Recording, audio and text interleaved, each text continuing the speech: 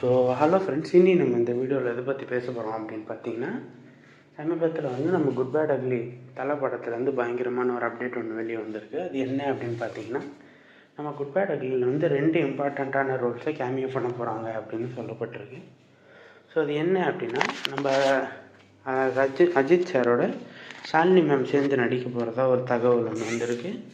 And அது மட்டும் இல்லாமல் நம்ம ஆதிக் ரவிச்சந்திரன் ப்ரோ சிம்புவையும் இந்த படத்தில் ஒரு கேமியோவில் எடுத்துகிட்டு வர போகிறாங்க அப்படின்னு பேச்சு போயிட்டுருக்கு.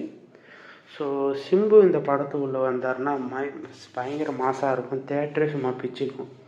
ஏன்னா இப்போ இருக்கிற சிம்பு ஃபேன்ஸு வேறு லெவலு அண்ட் ரொம்ப அதிகமாக இருக்காங்க சிம்புக்கு.